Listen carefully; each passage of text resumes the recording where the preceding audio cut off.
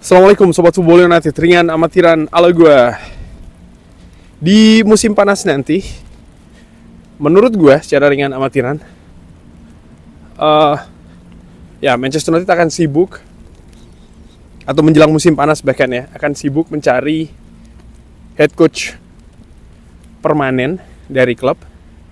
Dimana saat ini kan rencananya akan interim, lalu akan mencari sosok manajer yang top, yang world class, yang punya pengalaman Liga Inggris, yang bisa memberikan hasil positif dengan cepat. Itu yang diinginkan oleh manajemen Manchester United. Kalau yang gue tangkap, intinya memang akan ada perubahan lagi nih dari proses yang ingin dilakukan oleh manajemen Manchester United, tahapan-tahapan, visi mungkin. Karena bukan tidak mungkin juga, karena tadi disebutkan, atau dari yang gue baca di media sih, bahwa memang Manchester United ini, kalau tidak salah Fabrizio Romano juga mengatakan, ya pelatih yang bisa memberikan hasil positif secara cepat. Dan ini kan bisa jadi pemain juga yang dibutuhkan adalah pemain yang memang siap gitu ya, yang berpengalaman, mungkin yang usianya bukan lagi maksimal 25 atau 26. Bisa jadi ya ada sesuatu yang berbeda gitu. Nah, gue melihat ya, memperkirakan, memprediksi lah, gue bisa jadi salah. Tapi di musim panas nanti ada sebuah posisi di Manchester United yang seharusnya menurut gue berada dalam ancaman. Karena tadi disebutkan ya, bahwa memang rencana dari Manchester United ini akan mencari pelatih yang top, lalu mungkin juga pemain yang siap. Belok lah dari apa yang dilakukan sebelumnya menurut gue. Dan Director of Football Jason Wilcox seharusnya posisinya merasa atau berada dalam posisi yang terancam. Kenapa? Secara ringan amatiran akan gue jelaskan. Semenjak dia datang di awal tahun 2024 ya, Manchester United, tentu saja dia bagian dari manajemen yang baru bersama dengan Ineos. Manchester United telah membuat beberapa keputusan penting terkait dengan sepak bola. Manchester United sebagai sebuah klub tentu saja ada banyak bagian ya, finansial misalnya, foundation atau yayasan, dan termasuk juga sepak bola yang berkaitan langsung dengan performa tim, hasil juga. Dan itu menjadi naungan atau tanggung jawab dari Jason Wilcox sebagai Director of Football. Dia sendiri juga mendapatkan promosi ya kan, dari yang posisi sebelumnya, lalu menjadi orang yang bahkan report ataupun laporan langsung kepada CEO Omar Berada. Dimana kalau CEO ini kan urusannya bukan hanya tentang sepak bola saja, tapi juga finansial, operasional klub secara luas, mungkin juga seperti kayak ingin membangun stadion, memperbaiki fasilitas dan lain-lain, tim akademi, tim wanita. Sementara Jason Wilcox lebih fokus ke sepak bola. Tadinya kan dia ini, dari yang gue ingat ya, correct me if I'm wrong, dia ini kan harusnya laporannya ke Dan Ashworth. Lalu ya kita tahu apa yang terjadi, manajemen selesai dengan Dan Ashworth dan dia naik menjadi orang nomor satu untuk urusan sepak bola di Manchester United. Di bawah dari seorang Jason Wilcox ada beberapa posisi, dan yang posisi paling penting tentu saja head coach dari Manchester United, di mana untuk posisi head coach ini, ya perubahan cukup sering terjadi ya dalam waktu singkat ini. Erik ten Hag itu keputusan juga, penunjukan Ruben Amorim keputusan juga, lalu pemecatan Ruben Amorim keputusan juga. Jadi setidaknya ada 3 keputusan penting yang diambil, dan sebenarnya ada 4 ya, yaitu interim. Karena kabarnya yang memproses juga salah satunya Jason Wilcox, sebagai orang yang seperti gue katakan tadi, nomor 1 mengurusi sepak bola di Manchester United, sepak bola yang berkaitan dengan performa, dengan penampilan. Nah, kenapa gue katakan tadi dia seharusnya posisinya terancam? Manchester United memiliki target ya kan, di musim ini untuk finish di zona Eropa. Ini tidak bisa ditiadakan dengan adanya pergantian. Oh nggak bisa, tetap ini harus ya tujuannya tetap harus finish di Eropa. Dan segala perubahan pergantian ini kan tujuannya harusnya menurut gue, mau apapun yang dikatakan terkait dengan ada pertikaian, ada apapun ya, sebagai manajemen yang baik, rencana harus menjadi, ataupun visi ataupun target ya, dan turunannya rencana itu harusnya menjadi sesuatu yang lebih dipegang daripada membuat keputusan hanya karena konflik misalnya ya. Karena konflik itu juga bagian dari kehidupan sehari-hari di sebuah manajemen organisasi menurut gue. Tinggal bagaimana itu dicari solusinya, tinggal bagaimana dicari jalan tengahnya. Dan solusi yang diambil adalah dengan memecat ya kan dari Ruben Amorim.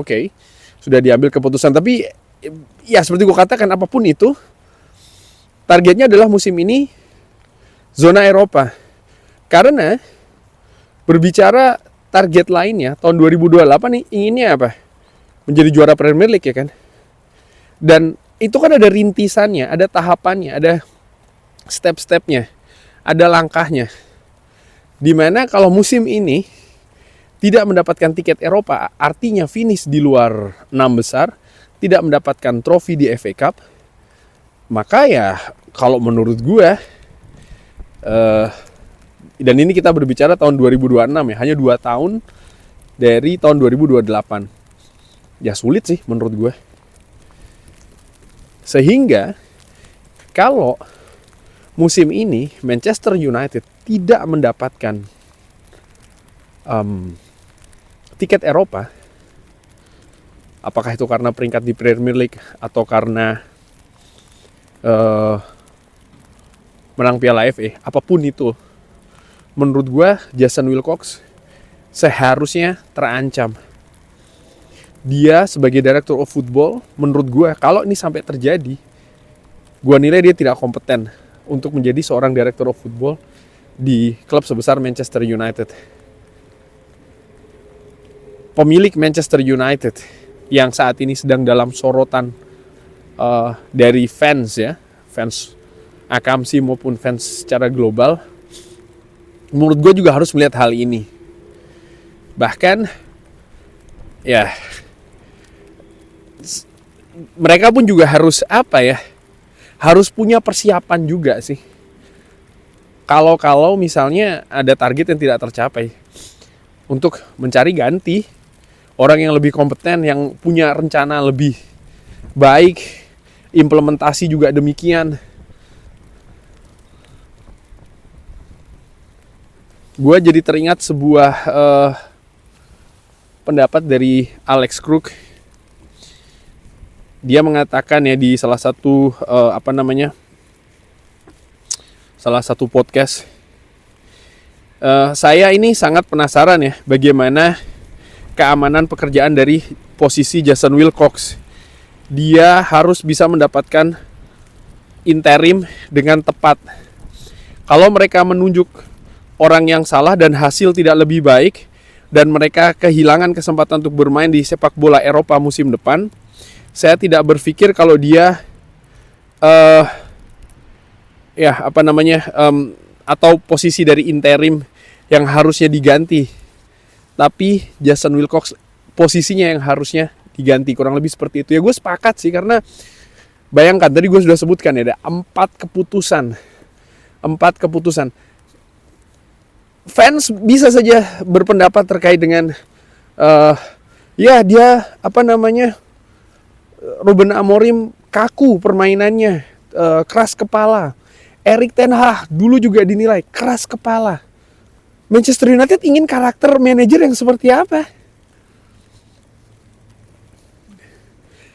Yang punya filosofi seperti apa? Kalau menurut gue sih pertanyaannya balik lagi menjadi seperti itu gitu loh. Yang ngikut pemain, ngikut fans, ngikut media.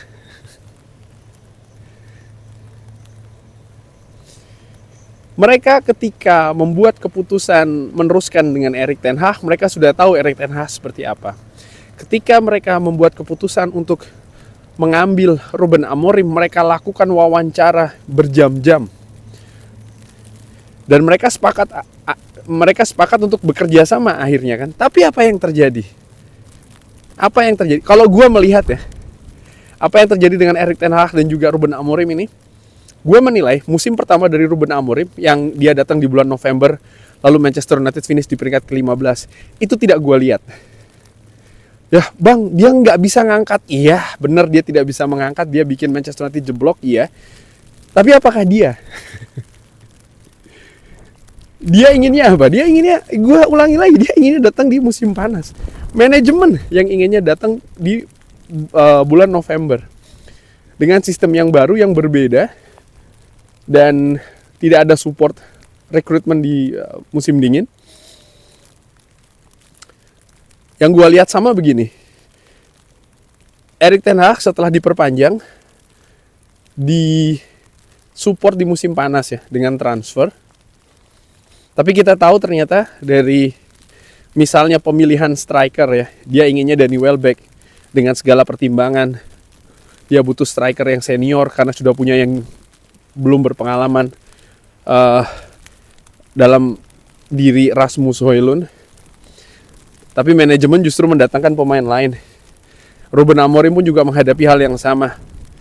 Dia mendapatkan support di musim panas, tapi tidak seluruhnya mendukung apa yang dia inginkan. Dan menurut gue, ya ini juga memperlihatkan kekacauan sih ya.